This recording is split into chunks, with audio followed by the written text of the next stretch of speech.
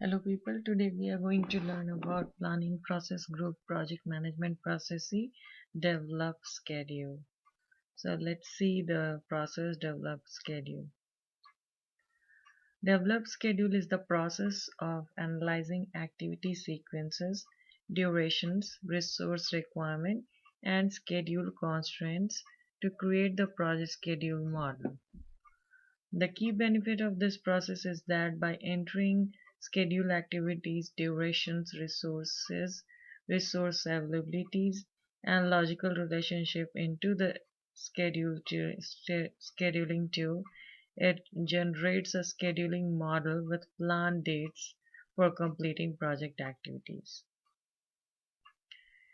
So let's see the inputs involved in the process of developing schedule management plan, activity list, activity attributes, project schedule network diagram, activity resource requirement, resource calendar, activity duration estimate, project scope statement, risk register, project staff assignment, resource breakdown structure, enterprise environmental factor, and organization process asset.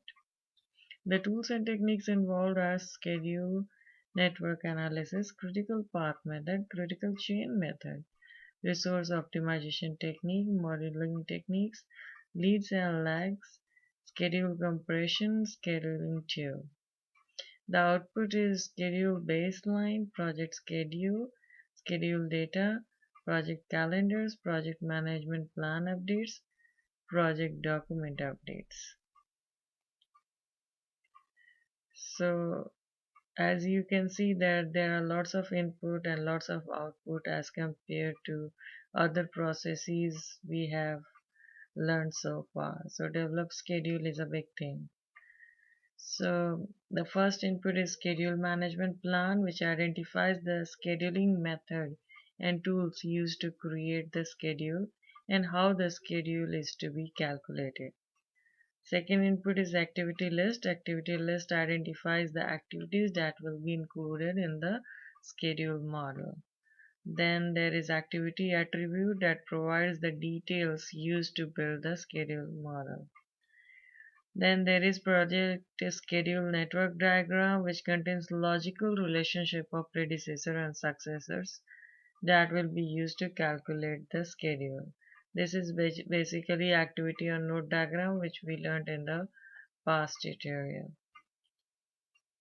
Activity resource requirement, which identifies the types and quantities of resources required for each activity used to create the schedule model. Then there is a resource calendar, which contains information on the availability of resources during the project. Then there is activity duration estimate, which contains the quantitative assessment of the likely number of work periods that will be required to complete an activity that will be used to calculate the schedule. Then next input is project scope statement, which contains assumptions and constraints that can impact the development of the project schedule. Then there is risk register, which provides the details of all identified risks and their characteristics that affect the schedule model. Then project staff assignment specify which resources are assigned to each activity. Risk breakdown structure provides the details by which resource analysis and organization reporting can be done. Then enterprise environmental factors, which include standards, communication channels, scheduling tool to be used in developing the scheduling model. The organization process assets that can influence the schedule developed schedule process include scheduling methodologies and project calendars. Now let's see tools and techniques involved. Okay, some more inputs are there. So risk register provides the list of risk along with the result of risk analysis. Then there is risk breakdown structure. I think this is not there. This is by mistake only until here. This slide is not there. Then the tools and techniques involved are schedule network analysis. Schedule network analysis is a technique that generates the project schedule model. It employs various analytical techniques such as critical path method, critical chain method, what if analysis, resource optimization technique to calculate the early and late start and finish dates for the uncompleted portions of the project activities. Some network path may have points of path convergence or path divergence that can be identified and used in schedule compression analysis or other analysis. So let's see one by one. The critical path method. I have already solved critical path method using an example in my past tutorial. If you want to learn detail with a solved example, you can go back to my channel and search for the video for critical path method. It is used to estimate the minimum project duration and determine the amount of scheduling flexibility on the logical network path within the schedule model. This schedule network analysis technique calculates the early start, early finish, late start, and late finish dates for all activities without regard for any resource limitations by performing a forward or backward path analysis through the schedule network as shown in the figure. Here, the first, each of the box denotes the activity name, and each one starts with the early start date. This is late start date. The middle one is duration. The later one is early finish and late finish. And again, the bottom middle one is a total float. So early start minus late start gives you the total float. Early finish minus late finish gives you the float, which is 0, and duration gives you the this one gives you duration, which is early finish minus early start plus 1, which is 5. So similarly for activity, this is activity B, this is the early start, this is late start, this is early finish, late finish, total float, and total duration. So if you using the duration, if you calculate each of the path, you will find that ACD is the critical path.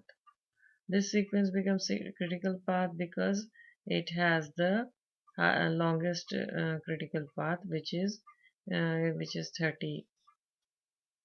If you add this 5 plus 10 plus 15, which makes it 30. So path A requires 30 days to finish. So this becomes a critical path because this path A, B, D requires only 25 days. So it is less than 30. So this is not a critical path because it has a float for 5 days.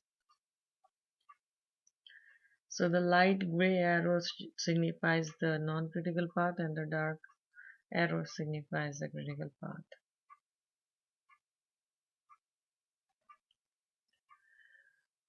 The critical chain method is a schedule.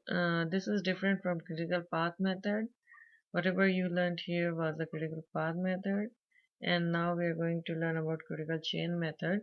It is a schedule method that allows the project team to place buffers on any project schedule path to account for the limited resources and project uncertainties.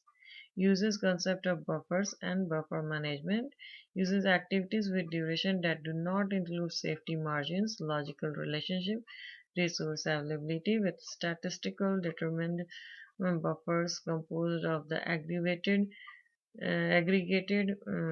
safety margins of activities at specified points on the project schedule path to account for the limited resources and project uncertainties. The resource constrained critical path is known as the critical chain. Buffer added at the end of the chain are called project buffers.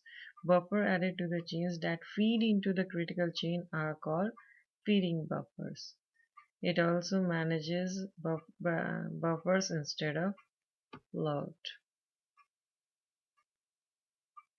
The next tool and technique is resource optimization techniques. And there are two kinds of resource optimization technique: which is resource leveling and resource smoothing. So let's see what is resource leveling. It is a technique in which start and finish dates are adjusted based on the resource constraints with the goal of balancing demand for resources with the available supply. Resource leveling can be used when shared or critically required resources are only available or in a limited quantities or over-allocated, such as when resource has been assigned to two or more activities during the same time period, or to keep the resource usage at constant level.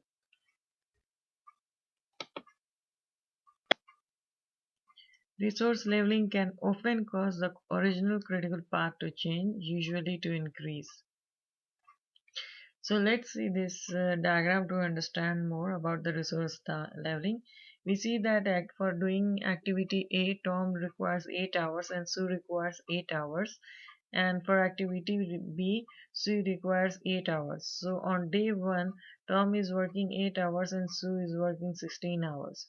On day 2, for activity C, Tom requires 8 hours and Sue is doing nothing.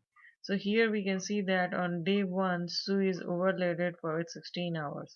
So what we can do after resource leveling, what will happen, that Sue will work for 8 hours on this day activity for activity A. Then on activity B, on the second day for activity Sue will work on for 8 hours on second day, and then activity C will be shifted for the third day, and Tom will work for on the third day for 8 hours. So this is called resource leveling. Resource leveling can often cause the original critical path to change and usually to increase. So here we can see that after we move this 8 hours of Sue to the day 2, the critical path changed because it increased by 1 day. Next is resource smoothing, a technique that adjusts the activities of schedule model such that the requirement for the resources on the project do not exceed certain predefined resource limits. In resource smoothing, as opposed to resource leveling, the project critical path is not changed and the collection date may not be delayed. So this is the difference between resource leveling and resource smoothing. In other words, the activities may only be delayed within their pre and total float. Thus, resource smoothing may not be able to optimize all resources. Then next technique is modeling techniques, what if scenario analysis and simulation. The process of evaluating scenarios in order to predict their effect positively or negatively on project objectives. This is the analysis of question what if situation represented by the scenario X happens. A schedule network analysis is performed using the schedule to compute the different scenarios such as delaying a project component delivery, extending specific engineering duration, or introducing external factors such as strike or a change in the permitting process. The outcome of the analysis can be used to assess the feasibility of the project schedule under adverse condition and in preparing contingency and response plan to overcome or mitigate the impact of unexpected situations. Next is simulation, involves calculating the multiple project duration with different sets of activity assumptions, usually using probability distribution constructed from the 3-point estimate to account for uncertainty. Most common simulation technique is Monte Carlo analysis, in which a distribution of possible activity duration is defined for each activity and used to calculate a distribution of possible outcome for the total project. Then next tools and techniques is leads and lags. Leads and lags are refinement applied during the network analysis to develop a viable schedule by adjusting the start time of the successor activities. Leads are used in the limited circumstances to advance a successor activity with respect to the predecessor activity, and lags are used in limited circumstances where processes require a set of period of time to elapse between the predecessor and successor without the work or resource impact. So in case of lead, we advance it, that is, we deduct the number of days from the actual start date to get the new start date, and in case of lag, we add the number of days to delay the actual schedule. And scheduling tool is the next tool and technique. Automated scheduling tools contains the scheduling model and expedite the scheduling process by generating start and finish dates based on the inputs of activities, network diagram, resource activity duration using the schedule network analysis. A scheduling tool can be used in conjunction with other project management software application as well as manual methods. Next tool and technique is called schedule compression, and it uses two kinds of schedule compression. One is crashing and other is fast tracking. It is usually used to shorten the schedule duration without reducing the project scope in order to meet the schedule constraint, imposed dates, or other schedule objectives. So first technique is crashing. This is a technique used to shorten the schedule duration for at least the incremental cost by adding resources. For example of crashes include approving overtime, bringing in additional resources, or paying to expedite delivery to activities on the critical path. Crashing works only for activities on the critical path where additional resources will shorten the activity's duration. Crashing does not always produce a viable alternative and may result in increased risk or cost. In case of fast tracking, it is a technique in which activities or phases normally done in sequence are performed in parallel for at least a portion of their duration. An example is constructing the foundation of a building before completing all of the architectural drawing. Fast tracking may result in rework and increased risk. Fast tracking only works if the activities can be overlapped to shorten the project duration. So you can remember crashing as an overtime or adding more resources, and fast tracking means parallel activities which will normally be done in sequence.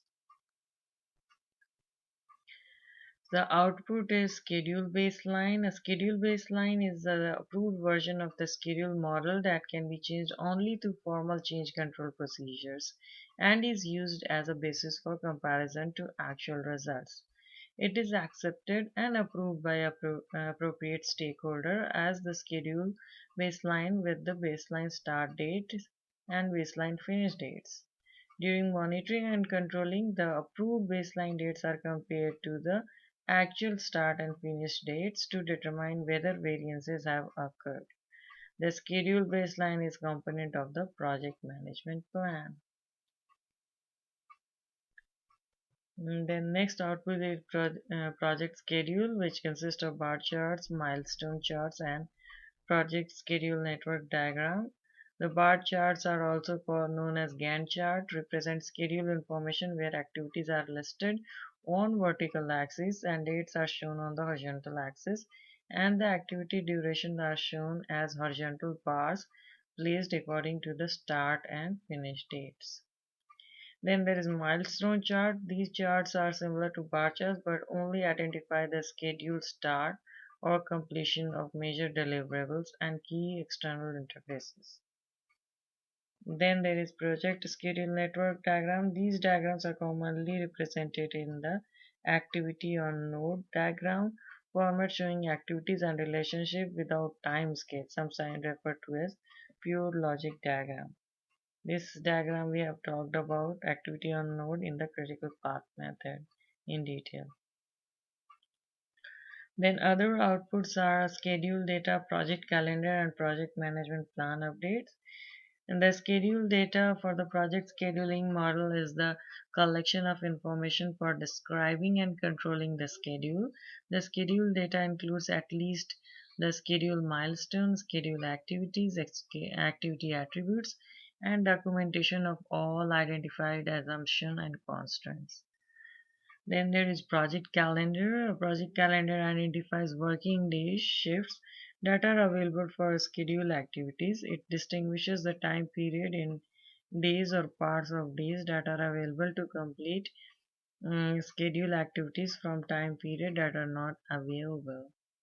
Then there is project management plan update. Elements of project management plan update may include schedule baseline and schedule management plan. And other project document updates are also there, like activity list, activity attributes, register, calendar, project calendars, etc. So guys, I hope you got some idea on the develop schedule process. For learning more, you can watch my other videos for critical path method to understand more on how to actually develop the schedule, because I have solved a few examples in that particular tutorial. So thank you very much for watching. Come back to my channel or subscribe to my channel for more videos on PMP and other things. See you soon.